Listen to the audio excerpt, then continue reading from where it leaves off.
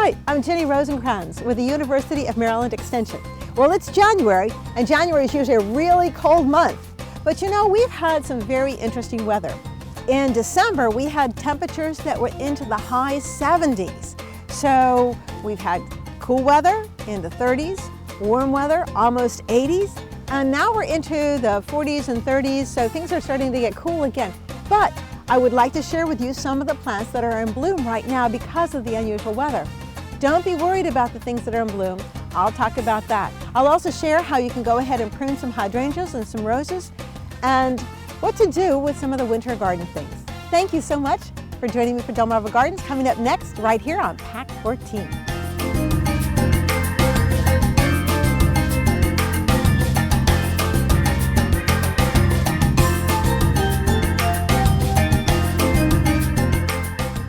It really is interesting how this weather has affected so many things. Now, what I have right here is some winter annuals that pop up in lawns and in landscapes and all that. And this is one of the hen bits, which are kind of fun. They're in the mint family. The stems are very square. And I've been asked, are these edible? Probably, but they're not tasty. But they do have a really, really pretty purple flower. So sometimes when people see that, they go, what is that in bloom in my lawn? Maybe not appropriate in the lawn. But there's a lot of things that are also in bloom because of the crazy weather we've been having this past December. And a lot of people have been asking me, okay, why are they in bloom? Well, we've had cold weather, which gives them the signal to go ahead and stay quiet and cold and dormant. And then we had nice, warm 70-degree weather like we talked about. So let me show you some things that are in bloom a little early. So right here, I have some beautiful plants right here. This is a salvia, and this is a rose-colored salvia. Most of the salvias are summer blooming plants, and this one is blooming a little bit early. She's ready for springtime. This one right here is ready to bloom too. Normally she would wait until springtime, but you can see those buds are almost ready to open up, which is kind of funny. And then she has a cousin just a little bit closer. Here we go. Here's some blue salvia. And they're beautiful plants. These are the ones that were blooming in the summertime. So what I should try to do is just go ahead and cut off all the things that are, you know, no longer in bloom. Most of the time it's called deadheading. And normally I would go ahead through this entire garden and prune everything down to the ground so that the new foliage will come up and be really beautiful. But these are in bloom right now, so I'm going to go ahead and leave them. I'll go ahead and put this over to the side and clean that up. Come with me though, and I want to show you some other things that are early spring bloomers but are blooming in the middle of the winter.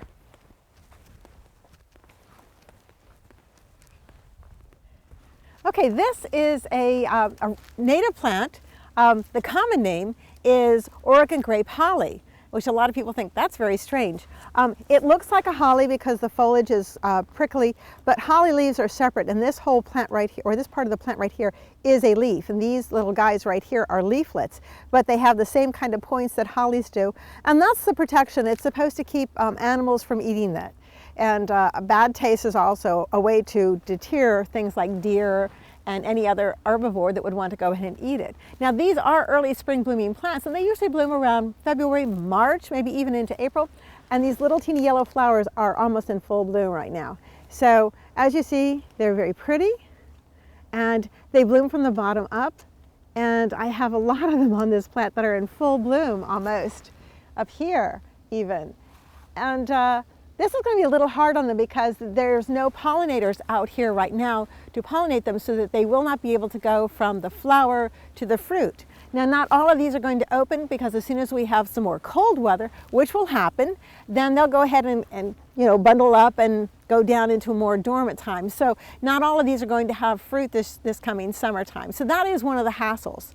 There is one plant that's in bloom right now that actually should be in bloom. Let me show you that one. Okay, this is what they call a fall blooming camellia. And I actually love these because the spring blooming camellias will often come into bloom, and I know that there's some in bloom right now in Salisbury. This one is more out in the country because I live out in the country, so there's not as much warmth here. We're always a couple of degrees cooler, but this is supposed to bloom in the cool part of the fall. So I have some here that are just beginning in buds. And you can see some of the buds right here have gotten a little bit of winter injury on it because we had really warm weather followed by cold. But if you come up here, there's one that's starting to open again, which is kind of fun. So these guys will continue to bloom through the winter. Now, I had mentioned before with the Oregon grape holly that because there aren't any pollinators right now, you won't have any fruit. A lot of the peaches and apples are starting to bloom a little bit. And I know that in Washington, D.C., the cherry blossoms were in bloom in December, and everyone was going, oh no, what's going to happen with that?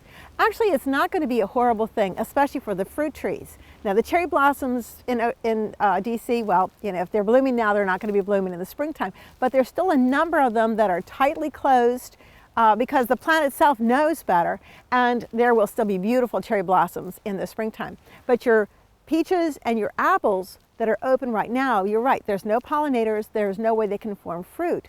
But that is another thing that nature does. It always provides more than you need. So this way, the farmers that have these orchards will probably be okay. It's sort of nature's way of thinning the fruit. In the springtime, if all the blossoms bloom perfectly and every blossom is pollinated and every blossom becomes a fruit-bearing part of the tree, the farmer actually has to go out and thin it, because you don't want to have more than one piece of fruit on a branch more than 6 inches apart. Otherwise, it's too much on the tree, and instead of having nice big succulent fruit with delicious flavor, you have small pieces of fruit that never really have a lot of flavor because the tree is trying to put so much into that. So don't worry about the harvest for this coming springtime with the peaches and the apples. They should be still fine. Okay, I have a couple other little things that are in bloom that I just want to share because it's so unusual. Okay, well, here we have a batch of what they call spring blooming phlox. This is Phlox subutila, which means it's a very good ground cover. And as you see in the wintertime, it has a nice green color. This actually stays green all winter long, which is nice. The colder it gets, the more yellow green it gets. But usually these really, really pretty pink flowers do not pop out until early springtime. And they bloom around with the crocuses. Now this one is a really pretty pink. It's a soft pink. And it's not in full bloom. I do know that in the springtime this will probably be in full bloom, but it's kind of neat to see, even in the middle of winter time, when you have a warm winter, you do have a few of these things that sort of pop up and you go, wow, that is so cool. So if you have it, don't worry about it. The other thing that's up and sort of not blooming yet, but is popping up, are all the bulbs. You've got the daffodils, tulips, hyacinths that are in bloom. So let me show you what they look like right now. Now these are some daffodils that I planted years and years ago, and then I planted some coreopsis here. So when the daffodils come up and bloom, the coreopsis is still dormant. And by the time the daffodil foliage gets really nasty, well, turns yellow and starts to go down, the coreopsis really hides it because it gets to be about this high and it's covered with beautiful yellow flowers too. But these daffodils usually don't pop up until early springtime. Well, it's January and they're a good 5-6 inches up. This is not a problem for daffodils or for tulips or hyacinths.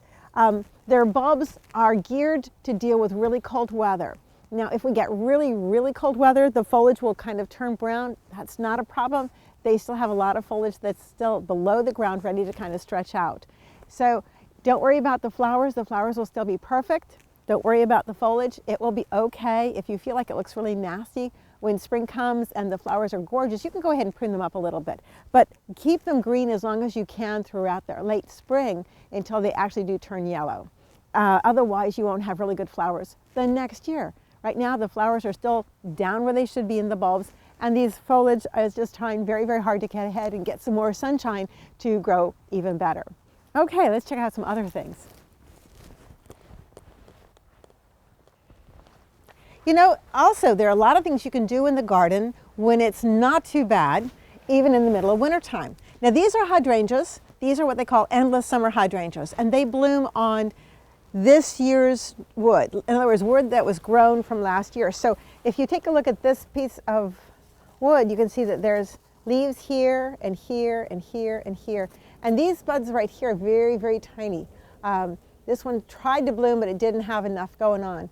So what I want to do, though, is I want to go ahead and remove the branches that had already bloomed from last year. From what I've been told by Dr. Guin, who was a really wonderful horticulturist at the University of Maryland, College Park, is that if a plant has already gone ahead and spent a lot of time blooming, then that is not going to bloom again. So I'm going to see if he's right, and I'm going to go ahead and prune out all of this stuff that has bloomed all the way down to the base.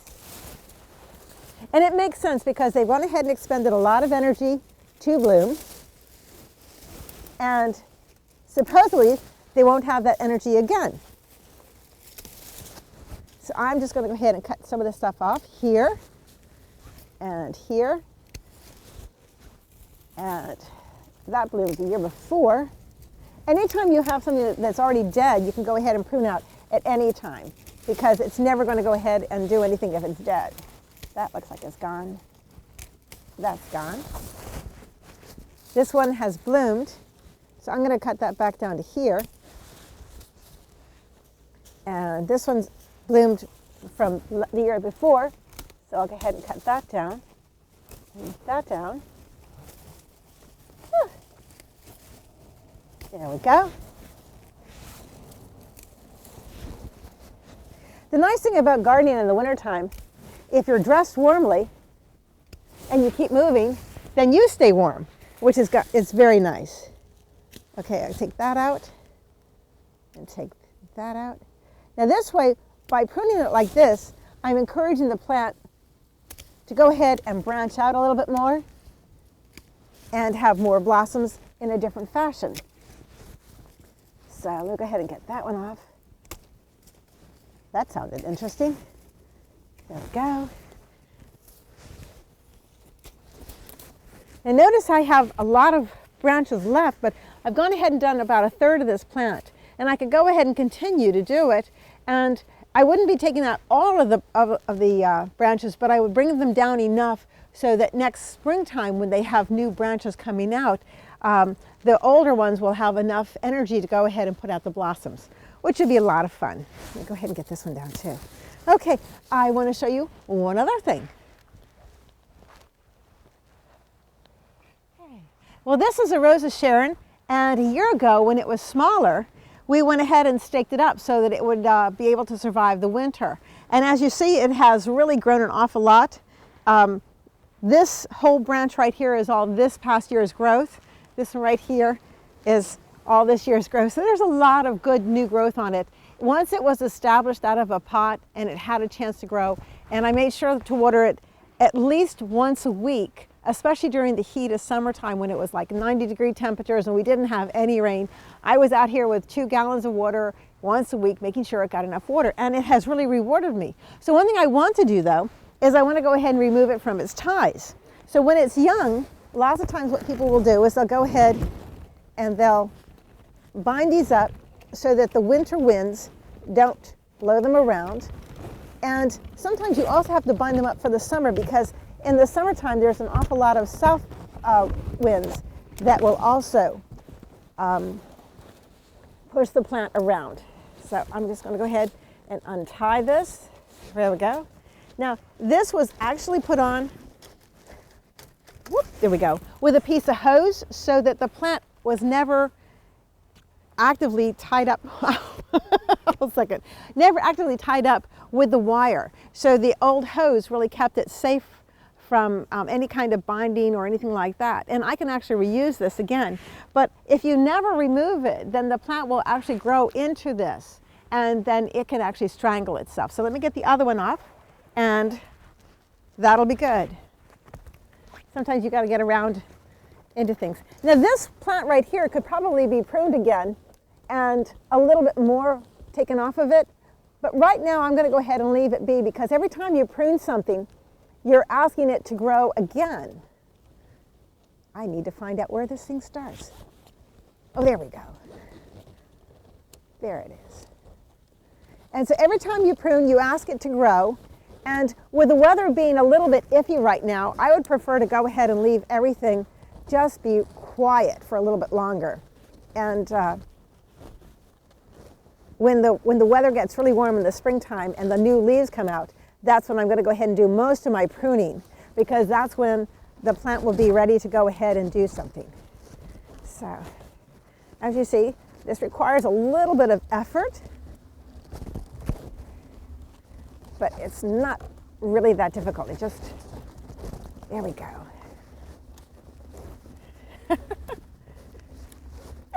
Okay, good. And now I can pull it out. There we go. Phew. Okay, well, let's go ahead and take a look at some roses, and I'll show you what you can do right now with your roses.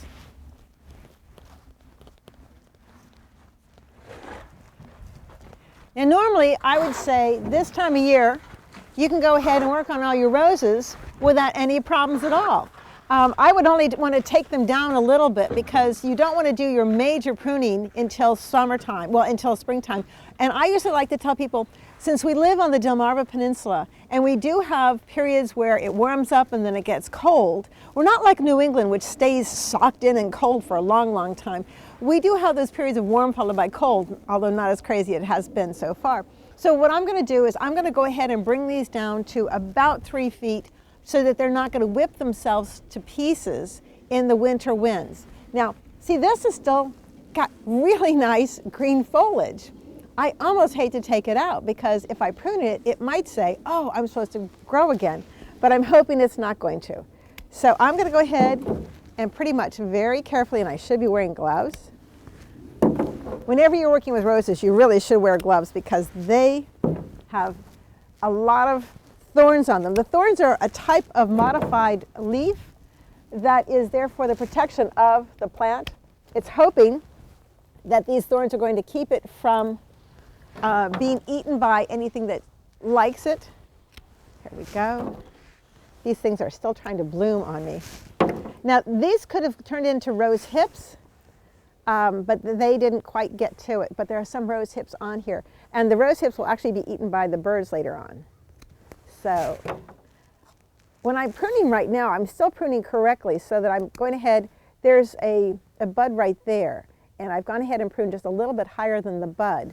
But in the springtime, when I prune it down a little bit more, I'll go ahead and take more out of it. There we go. Now this one right here actually did die off. So I'm going to go ahead and prune it back here so that whatever killed that is removed from the plant. Whoop. Let's start out with this guy because he's grabbing my coat. There we go. Now, as you see, you can go ahead and get an awful lot of stuff done this time of year. Whoa. You know, if the weather is halfway decent. Bring that in there. There we go.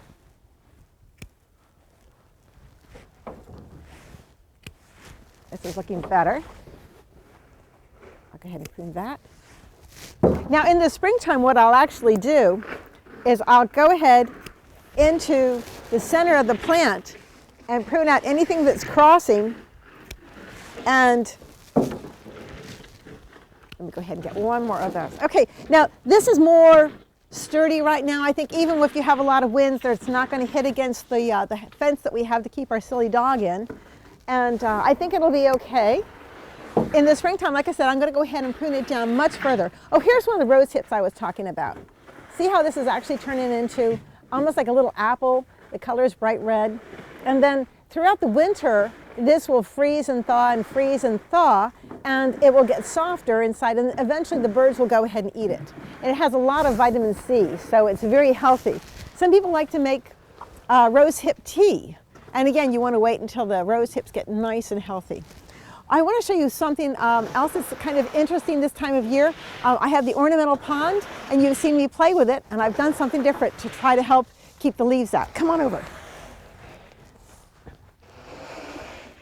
Okay, again, I have a beautiful spring blooming plant that is now in full bloom. This is an anemone, and you know, they don't always do very well here on the Eastern Shore, but this one seems to be thriving and actually blooming right now in January. I just love it. And you know, I'll probably go ahead and bring this particular one in and maybe this guy in too.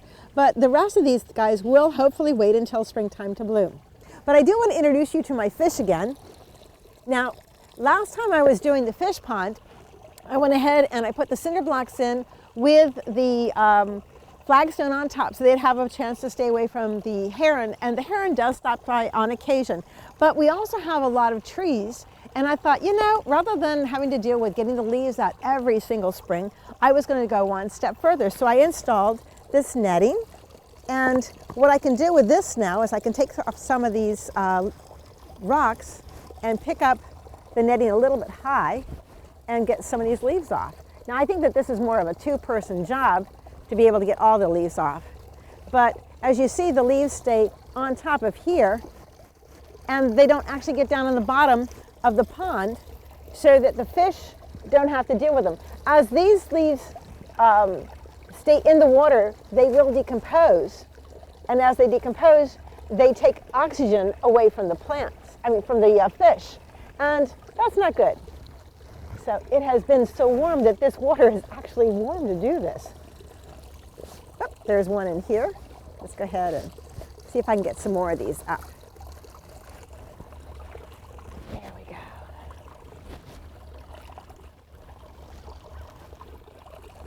So what I've done is I've taken this netting, and this is netting they call bird netting. People use it if they have like blueberry plants or any type of raspberries, blueberries that they want to keep from the birds from eating it. And I've gone ahead and pulled it down, and let me put it underneath here. Whoop. Oh, that didn't mean to happen. There we go. And I want to have it up high enough so that the fish, which sometimes jump up to get the water, will not jump over this. So I do need to fix this a little bit more. That's pretty good. There we go. All right. Well, there are some plants that are blooming this time of year that should be blooming this time of year. So join me to see something that should be blooming.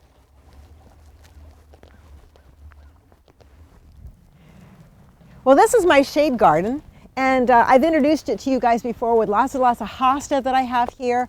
But the hostas are not evergreen, so they've already gone ahead, gone dormant for the winter time. The roots are below the ground and stay nice and warm under the mulch. And then they'll come up again with some beautiful foliage. But this is my Lenten rose, and the Lenten rose is a plant that keeps the green leaves all through the winter. These are going to start getting really tattered because these have been growing all summer long. But it actually is called the Lenten rose because it blooms during Lent. But sometimes they bloom a lot earlier. Sometimes these are also called Christmas roses. So this one is just about ready to bloom, and this one has blooms also. This is the old-fashioned variety where the flowers actually face downward to bloom. If you come over to here, I have some more that are going to be pink, and they're sort of coming up just right there. Now they'll stay hunkered down as long as it stays cold, but as soon as it gets warm, they'll start coming up again. And what they'll do is they'll come up a little bit more, they'll bloom. If it gets really cold, they'll crouch down to the ground because the ground will also keep things warmer, especially since we have mulch here. I'd like to also show you that even in the wintertime, there are other perennials besides the Lenten roses that add color to your garden even in the winter.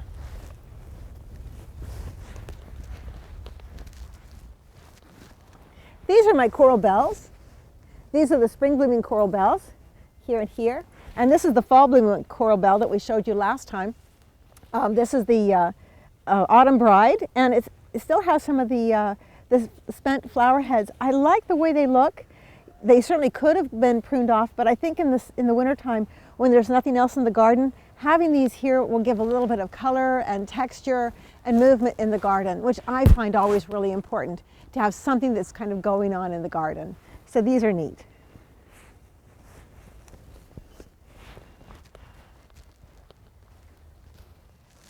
Well, I just had to introduce you to a plant that's supposed to look like a winter plant, and it is.